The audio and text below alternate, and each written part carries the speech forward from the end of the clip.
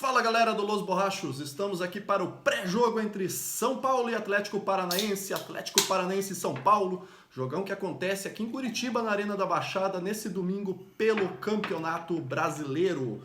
São Paulo tem ao seu favor o fato de poder jogar contra um time do Atlético provavelmente reserva, porque vai ter que pensar aí na Libertadores no meio de semana. E também tem ao seu favor aí o fato de não perder na Arena da Baixada desde 2018, quando perdeu lá pela Copa do Brasil. Antes disso, em 2017, pelo Brasileiro, São Paulo vem com esse retrospecto positivo. Estou aqui hoje com o Robinaldo e também temos um convidado especial, nosso grande amigo aqui, Sandro, torcedor do Atlético Paranaense, que vai nos auxiliar hoje aqui, trazendo informações do Atlético, falando como vai vir esse time deles para essa partida, que põe frente a frente duas personalidades, dois treinadores aí que ganharam a Copa do Mundo de 2002, hein? Um como técnico, outro como jogador, aí, o Felipão e o Rogério Ceni. Começo com você, Sandrão, seja muito bem-vindo aqui ao Los Borrachos. Qual que é a sua expectativa, a sua análise aí para o Atlético Paranaense para essa partida aí de domingão? Primeiramente, Marcos, se você me permite, fala Los Borrachos! Sempre quis falar isso. Eu, como inscrito no canal, né, apesar de atleticano, sou admirador do futebol e principalmente da resenha, né? Sim. Do bate-papo, né? Eu acho muito bacana o programa, o formato do programa de vocês, né? Tô sempre acompanhando nos vídeos, né? E a expectativa é a melhor possível, né? É uma rivalidade recente que se criou entre Atlético Paranaense e São Paulo. E legal o detalhe que você deu, né, da invencibilidade do São Paulo que passou 3 décadas, né, sem ganhar do Atlético aqui em Curitiba, né, e como é o futebol, né, hoje se inverteu, né. Eu lembro que na primeira vitória, aquele pênalti do Nenê, quando ele bateu mal, o Santos caiu, passou embaixo, eu torcendo pra gente manter, né, o tabu, né, mas depois disso, infelizmente, não conseguimos vencer em casa, né, e a expectativa é boa, mas a gente sabe que teremos possivelmente dois times reservas, né. Os dois clubes estão envolvidos, né, nas Copas, né, no meio de semana a gente teve um jogo duro contra o Flamengo, na próxima semana já teremos outra batalha em casa contra o Estudiantes, né, pela Libertadores, e creio que seja um time reserva amanhã, mas o nosso time reserva ele está bem linear com o time titular. Então eu creio que apesar dos desfalques teremos um bom jogo amanhã, porque jogadores que também estão no banco, estão querendo mostrar serviço, quando entram dão conta do recado, né? Que se pese os jogos contra Bragantino e Palmeiras, por exemplo, que foram atuações muito bacanas, onde nós tínhamos um time misto, né?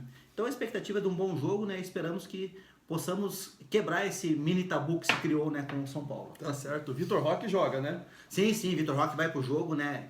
Infelizmente, né, ele já atuou pelo Cruzeiro na Copa do Brasil, não pôde jogar contra o Flamengo, né? E levou o amarelo também, o terceiro amarelo, foi desfalque contra o Botafogo, né? Então o menino está descansado e vai para o jogo, e a nossa esperança, a nossa expectativa de gols, né? O nosso menino prodígio, né, aí no ataque do Furacão. Isso daí é o exemplo que quando o Atlético poupa jogadores, ele continua tendo um time forte, como você falou. O exemplo é o Vitor Roque, que vem jogando aí quando o Atlético poupa jogadores, e ele tem mostrado bastante um desempenho acima da média, né? Então, é bom de bola. Tem que ficar de olho nele aí. Robinaldo, o São Paulo também deveria poupar alguns jogadores, né? A pensar que nós temos uma decisão também no meio de semana. Mas nós não temos um elenco assim para poupar tanto jogador, né? Exemplo, a zaga ali, né? Nós temos 5 zagueiros, jogamos com 3, né? Não tem muito como poupar. Qual que é a tua expectativa aí de análise para essa partida aí? Bom, na verdade, né, Marlos, é um jogo... Primeiro agradecer ao Sandro, né? Preciso do meu compadre Sandro aí. Seja bem-vindo. Na verdade, é um jogo que as duas equipes estão focadas nas Copas, né? Sim. Embora seja uma partida difícil, de importância no Brasileirão, né? As duas equipes estão pensando na Copa do Brasil e da Sul-Americana e Libertadores, né? O São Paulo, cara, não pode pensar muito nas Copas pela sua pontuação, né? O Atlético fez uma pontuação boa até no primeiro turno, o São Paulo não fez. 26 pontos só. Então não dá pra gente pensar, poupar todo mundo, né, Marcos? Sim. Até porque não temos zagueiros pra poupar, né? Não temos 9 pra poupar um. Talvez vai jogar ali, eu acho que o Luizão, Miranda deve jogar, entendeu? Então não dá pra poupar todo mundo, né? Um jogo difícil, porque o Atlético em casa é muito forte, né? É muito forte.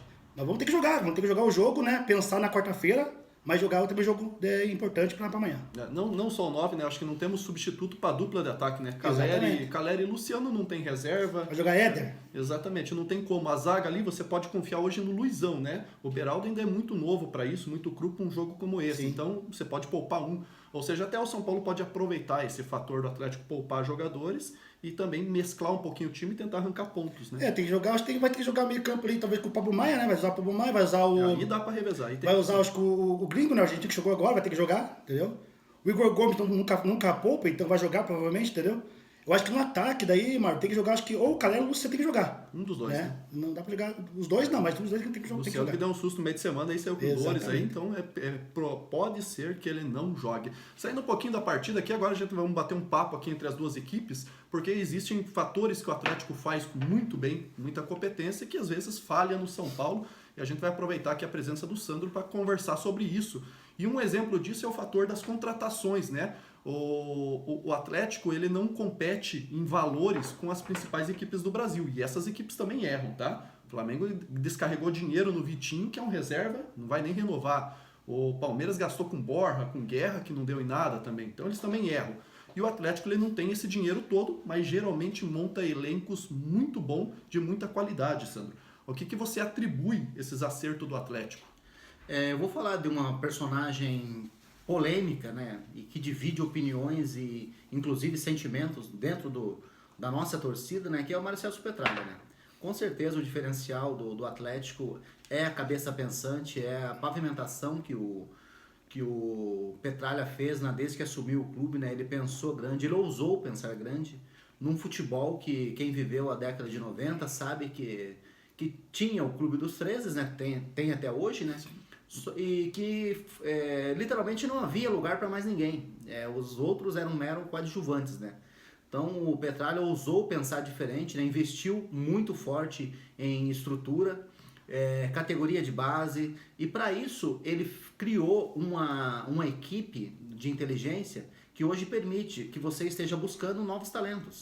De fato, o Atlético não tem como brigar de frente com grandes clubes.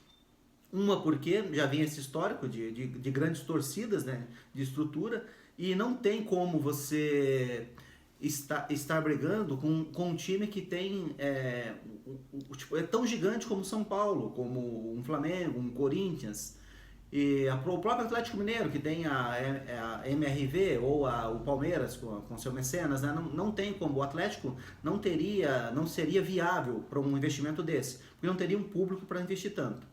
Então eu atribuo isso ao grande talento, à cabeça pensante do Atlético, que é Mário Celso Petralha, e que divide opiniões porque, de fato, ele coloca a nossa própria torcida uma contra a outra, né?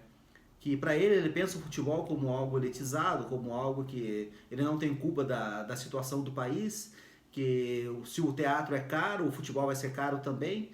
Mas, infelizmente, né, para quem é como nós, raiz, né, quem gosta do futebol, né, bem jogado, o futuro do futebol é isso, o dinheiro manda, né? Então, como o Atlético não tinha condições de disputar de frente, ele buscou outras formas de brigar. Que é como ter olheiros por todo o país, né? Trazer um Bruno Guimarães da vida, né? Que se tornou, né, na história que teve do Atlético, e vender muito bem. A tática sempre foi comprar barato e vender caro, né? Compra bem e vender melhor ainda, né? A gente já entra nessa situação aí, compadre. Mas a questão do Atlético é essa, né? Porém, esse ano a gente teve o maior investimento da nossa história, né? Foram cerca de 60 milhões investidos em jogadores como o Coelho, o Canóbio, né? O próprio Vitor Roque, né? Jogadores que chegaram mesmo para vestir a camisa e serem titulares, né? Foi um ano atípico, assim, na parte de investimento. Totalmente atípico, né? O Atlético mudou a sua forma quando trouxe o Alexandre Matos, né? A gente sabe, né, por onde ele passou, né? Ele sempre trabalhou com dinheiro na mão, né?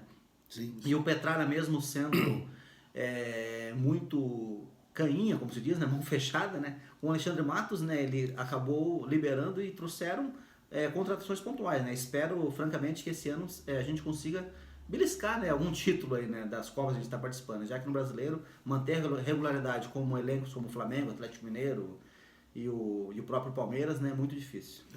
Eu acho também, Sandro, que a estrutura que o Atlético dá para os jogadores, cara, é primordial, né, cara. O Petralha hoje dá uma estrutura pro cara, o cara só joga futebol, entendeu? Recebe em dia, entendeu? Treinamento, tem treinamento bom, tem tudo bom, entendeu? Então a estrutura do Atlético é espetacular. De trabalho, né? Então isso também conta muito, cara. Isso e conta uma muito. Coisa, Robinaldo, que você pode observar, né? Você que é aqui de Curitiba, né? Por mais que não seja atleticano, é que o Atlético não faz loucura, né? O Atlético não entra em leilão, o Atlético não paga, ele tem um teto salarial, ele não foge da política. Não foge disso, né? Agora trouxemos o nosso grande ídolo, né? O Fernandinho, né? Mas que dentro por mais da realidade. exato, por mais que não tenha ganho muita coisa aqui, né, com a gente, foi um paranaense, né, uma final de Libertadores, né, mas ele é um jogador identificado com o clube, né, e o Atlético preza muito por isso, né. Você tocou em pontos importantes, até para quem não é de Curitiba, talvez não conheça tanto, a questão do Atlético na década de 90, você tinha o Paraná com o futebol em ascensão e o Curitiba com o estádio mais preparado. O Atlético ali, apesar da história do Atlético ser acima do Paraná naquela época, o futebol ele era o terceiro em quase em tudo, em estrutura. Sim, e até o Paraná tinha sedes administrativas, estádios e tudo mais. E hoje você vê que o Atlético virou o jogo e passou bastante, né? Passou como um trator. Hoje ele está em A frase polêmica, né? Passou como um trator. hoje ele está em cenário nacional, né? Mudou. E você Exato. também falou a questão de olheiros, que eu sempre questionei isso aí. Isso é a figura antiga do futebol, que era o olheiro, né? O cara que ia no campo, buscar o talento. Hoje em dia tem os scouts, que são análise. Nós temos o departamento do Google. Precisa-se de goleiro, vai lá, Google, precisa-se de goleiro, parece goleiro de aluguel, parece o Felipe Alves lá. Trouxeram o Felipe Alves. É. Nossa senhora. O Atlético, na verdade, mas ele faz o que o São Paulo fazia antes, né? Lembra de 2006, 2005, 2004, né? Trazia Mineiro, que não era jogador badalado, trouxe Cicinho, que não era badalado, né? Trouxe o Josué, que não era badalado, Danilo. Entendeu? Danilo, entendeu? O Atlético faz igual o São Paulo fazia. Então, na verdade, o Atlético hoje é uma cópia do que o São Paulo fazia com o Juvenal e com o Marcelo E Pinto se com a tornou Gouveia. a referência. É, referência, entendeu? Então o Atlético sempre fez isso, cara, o Petralha realmente, ele é acima da média, né? A gente pode até não gostar dele, né? Nós que torcemos contra o Atlético, não contra, não somos atleticano, né? Não gosto dele, né? Mas ele, pro Atlético, ele é Mas importantíssimo. dentro da própria torcida, Robinaldo, isso se desagrada divide, também. desagrada. Ele coloca a gente em situações complicadas com os rivais, né? Mas enfim, o cara é acima da média, acho que essa é a palavra. Você tem alguma pergunta aí pro convidado? Tenho sim. E lá vem bomba, hein? Tenho sim, meu amigo meu compadre Sandro. O Petralha, desde 2005, né? Após aquela final da Libertadores, ele trouxe, né? Ele alimentou uma rivalidade com o São Paulo, né? E o seu torcedor comprou a ideia também do Atlético, né? Porque tinha uma rivalidade de torcida entre São Paulino e atleticano, que era mais alimentada pelo atleticano, entendeu? E isso foi acabando aos poucos, né? 2007, 2008, 2010, isso foi até 2015, acho que ali se tornou uma rivalidade meio grande, né? Após a queda do tabu, talvez diminuiu um pouquinho. Você acha que diminuiu por quê? Porque o tempo passou e tipo, a mágoa acabou? Ou você acha que o Atlético se tornou um time tão grande que vem outros rivais, né, para rivalizar com o Atlético, Flamengo, talvez. Tem outros objetivos, né? Também. Outros times vêm rivalizar. Ou o São Paulo, que diminuiu muito, né? Hoje não é tão gigante como era antes e não é mais um rival assim para o Atlético focar nele, entendeu? O que aconteceu? O que mudou daí para cá? Olha, para início de conversa, né, essa questão do Petralha até é curiosa, né, que eu vejo isso como uma estratégia dele. Você foi feliz na palavra, você usou forçar uma rivalidade, né? O Atlético, né, em 2005, ele não tinha como, né, ser campeão da Libertadores, né, quando daquela final, né, bem como o São Paulo também não precisava, né, dos bastidores para tirar o jogo de Curitiba, mas isso teria que ser um novo programa para a gente debater, né? Sim, isso é longe, né, cara? É longe. Mas a questão do Petralha é que ele busca declarações, como teve recente contra o Santos também, né, falando, tipo, tentando colocar o Atlético na mídia. Que, como eu disse do Clube dos 13, o Atlético ele chegou no patamar do Clube dos 13. Só que é como se fosse um clube fechado, assim. Não, eu tenho dinheiro. Não, mas aqui a gente não cobra entrada. Aqui só entra sócios. Ele chegou num patamar assim que... Eu acho que ele comprou a entrada atrasado, quando não tinha mais lugar. Tipo, deu overbook, você não pode viajar. O Clube dos 13 é fechado. Na minha opinião, o São Paulo ele não diminuiu do tamanho. Ele continua sendo um grande clube, apesar das desastrosas, né, administrações recentes que tem, né? Ele continua sendo, né, o tricampeão do mundo, ele continua sendo uma estrutura fantástica, né? Basta ele acertar os ponteiros, né, para voltar a ganhar títulos, porque o São Paulo continua sendo grande. A questão dele diminuir de tamanho, acho que para mim não existe. O Atlético, não que ele deixou de brigar com o São Paulo. Eu acho que o Petralha forçava muito a amizade, bem como uma amizade no sentido de uma rivalidade, bem como a torcida comprava essa ideia. Mas hoje ele vê que, de fato, a gente chegou num patamar que a gente pode verdadeiramente brigar de frente com clubes. Não em quesitos como torcida, né, como títulos, como camisa, que isso aí leva-se décadas, né, para você conquistar. Sim. Mas a gente vai usando as armas que a gente tem. A gente vai tentando crescer a cada ano, a cada conquista, a cada campeonato disputado. A Libertadores da América, cara, quem compete, quem está participando, corre o risco de ser campeão. Por que não, né? Um dia a gente Tá bateu na sempre trave, né? competindo. Mata-mata por cima, né? Tudo é possível. Exato, é uma coisa que o Atlético se especializou, né? Que são os mata-matas. Se levar sorte, pegar uma chave ali, um chaveamento bom, cara, Tem chega tudo na isso, final, né? entendeu? É, a gente pegou essa pedreira que é o Estudiantes agora, mas passando disso tem uma pedreira maior ainda, que é o Palmeiras ou o Galo, né? Mas enfim, na minha opinião é essa, Ronaldo. A gente chegou num patamar onde a gente não precisa mais forçar uma rivalidade. Entendi. Eu acho que a gente começou a incomodar, eu acho que é essa a palavra. A gente começou a incomodar de verdade. Cavou uma oportunidade entre aqueles que queriam estar, né? Sim. Você tinha ali o grupinho dos maiores e o Atlético hoje cavou uma oportunidade. Galgando o lugar, né, Marcos? Buscando o seu E você espaço. falou, isso dá debate para muito tempo porque o Petralha é sagaz, ele é esperto no que ele faz ali. O pré-jogo hoje um pouquinho mais estendido, porque né, já era previsto, vamos mas dar, né, vamos dar ia ter um dar impulsão de bate-papo falar, né? aqui, né? A gente podia até mais longe, mas eu vou finalizar com uma pergunta aqui para nós ser rapidinho sobre isso. Tem mais uma polêmica aqui que o São Paulo se envolveu recentemente e que o Atlético passou pela mesma situação. E eu queria ver uma opinião externa, uma opinião de vocês. O São Paulo foi campeão paulista com o Crespo depois de assumir o lugar de Fernando Diniz. E aí se fala, legado do Diniz ou não? Teve jogadores que saíram em defesa do Diniz, o torcedor que ficou brabo com o Fernando Diniz pela perca do Campeonato Brasileiro, que odeia o Fernando Diniz, não vai dizer que não existe legado nenhum. O Atlético teve isso. Fernando Diniz saiu, Thiago Nunes assumiu e foi campeão. E depois disso o Thiago Nunes também desapareceu. Teve legado no caso do Atlético ou não teve? Eu acho que mais que um legado, Marlos, o Atlético, como eu citei durante todo o programa que a gente participou aqui, né? Ele procura buscar armas diferenciadas para brigar com os grandes.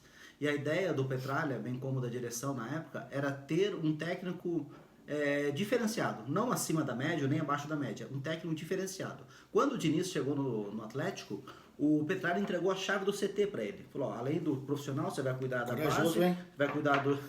você vai cuidar do juvenil, dos aspirantes, você vai cuidar da categoria de base inteira. E o Diniz, eu creio que, apesar de muitas boas ideias que ele tem um difícil relacionamento, né, com os que trabalham no seu dia a dia. Dia que eu diga. Se você me perguntar se foi bom a saída do Diniz na época, eu vou responder que sim. Que o Thiago Nunes, ele pegou um projeto pronto, só que o Diniz, ele é muito, até usar uma expressão fora do comum, ele é muito xiita. Ele acredita em algo e tem que ser. Ideologista, né? O Fernando Diniz, ele tinha chilique na beira do gramado se um zagueiro desse, se o Thiago Leandro desse um chutão. Tipo, a gente não treinou isso, então ele preferia entregar um gol do que fugir da ideia que ele tinha. O Thiago Nunes pegou isso pronto, simplesmente falou, galera, apertou, dá chutão. Mantém o padrão, exato. mas os erros vamos Colocou o Rony correndo pelas pontas, Marco Ruben iluminado e a gente acabou ganhando títulos com o Thiago Nunes nesse sentido. Para mim, sim, houve o legado do Fernando Diniz no Atlético e sinto por a gente ter perdido esse profissional. Tanto que uma história de bastidores, né, o Fernando Diniz, antes que ele saiu do Atlético, ficou sem clube, né? Antes de assinar com o Fluminense, ele ligou pro Petralha. Informação de bastidor. Falou, presidente, vou assinar com o Fluminense. Diz, né, o Petralha declarou que até aquele período ele mantinha o Fernando Diniz na folha salarial do Atlético. Ele mantinha o vínculo pro Fernando Diniz voltar. Enfim, eu acho que um dia o Fernando Diniz ainda vai ganhar títulos, porque eu acho que um grande treinador ele já é. Polêmica, né? Sim, mas eu concordo com o Sandro, sim. O São Paulo também deixou legado, entendeu? Qualquer treinador inteligente, Marcos, que pegar o trabalho do Diniz e melhorar, ele vai ter sucesso. Ele faz um início Entendeu? legal. Eu acho que até mais que o início. Eu acho que ele faz, pelo menos ali, se você melhorar a defesa, que ele é meio kamikaze, né? Melhorar a defesa, melhorar a saidinha de bola, cara, o treinador for inteligente, ele vai pegar um time bem montado. Ele vai pegar um trabalho já em andamento, entendeu? É só melhorar o trabalho dele. E outra coisa em relação ao legado, o São Paulo também deixa o legado. O Sara foi vendido por quantos? Sim, 10 milhões e meio. E quem que deu chance pro Sara? Sim, foi ele que buscou. Diniz. O Diego Costa hoje é um jogador, né? No São zagueiro, Paulo, foi, né? foi ele que revelou. Foi o Diego Costa, foi o Diniz que deu o trabalho pro Diego Costa. O próprio Nestor também disse que deu a chance pro cara jogar, entendeu? Então eu acho que tem. O Léo Pelé hoje é um zagueiro que o São Paulo, né, tem ódio, tem amor por ele, né? Metade, meio, mas foi um zagueiro que é lateral. E quem colocou ele de zagueiro? A mudança Diniz. foi dele, E né? ele, por mais que você possa não gostar dele, mas ele quebra o galho legal às vezes no São Paulo, entendeu? O São Paulo só tem 3 zagueiros de ofício, né? Miranda, Luizão e Diego Costa. Basta ver que Quem nos que é outro? desfalques nós tomamos Léo 3 Pelé. gols por jogo, né? Então tem legado sim. Tanto é que o Crespo em 2 meses foi campeão com esse time do Diniz, entendeu? É claro que o Crespo mudou um pouquinho o jeito de jogar, mudou para 3 zagueiros, mas a posse de bola o São Paulo tinha ainda, entendeu? E a perda do brasileiro foi uma grande O fatalidade. São Paulo foi campeão paulista com posse de bola. É só ver o jogo do São Paulo. O São Paulo tem posse de bola. Então deixou legado sim. Eu quero que ele melhore também. Tá? Eu também torço pro Diniz melhorar essa parte defensiva dele, essa parte ideológica dele não dar chutão, entendeu? pra ele ganhar um título, cara, porque eu acho que ele merece ganhar um título, sim. Mas se o São Paulo chegar na final da Copa do Brasil, é um caminho muito difícil, inclusive pode passar pelo próprio Atlético. Quem sabe a gente vai ter um novo pré-jogo. Exato, podemos ter mais um aí. Agora, se chegar na final da Copa do Brasil, daí o Diniz não precisa ganhar título. E aí, torcedor São Paulo, o que você achou dessa polêmica aí? Você concorda? Ficou um pouco de legado do Diniz? Ficou muito legado? Não ficou legado nenhum? Deixa a sua opinião aí, participa. Vamos pro palpite do jogo. Eu vou começar com você, Sandrão. Qual que é o placar do jogo aí? Pode ser, aqui você vai ser clubista. Mas tem que ser, né? Serei sempre, né? Vamos quebrar o tabu e amanhã Atlético 2-0. E você, Robinaldo? Jogo difícil ali, cara. O torcedor vai inflamar e tal, mas eu acho que vai dar 2-1 pro São Paulo, mesmo com um time alternativo ali. Né? Acho que dá pra colocar um time ali pra ganhar o jogo. Eu vou, 2-1. Beleza? Esse aí é meu placar. Vamos fazer o seguinte, então. Vamos rolar aquela caixinha de cerveja, compadre? Vamos rolar, então. Vamos fazer o seguinte, então. Apostado? Então, vamos fazer o seguinte, ó. Virtude contra o São Paulo ganhando com 4-0, né? Mas aquele saldo de gol? Ué, você não apostou no Pô, mas para de ser chupeta. Não, o mandante desafia, Você não desafia. Então tá 4-0 pro São Paulo. Vamos apostar, então. No seco? No seco. Ganhou ou levou? Mas o quê? Uma caixinha de... Uma caixinha de Heineken, né? Heineken, o único beleza. verde possível aqui no Los Borrachos. Fechou. O Morumbi não quis apostar, né? Agora é que ele quer apostar. Você tem a prova, você tem o pré-jogo, você desafiando. Então, pessoal, se inscreve no canal, deixa teu joinha, participa aí nos comentários, compartilha os vídeos aí com quem não conhecem do Los Borrachos e nos vemos no pós-jogo amanhã. Um abraço, até mais. Valeu.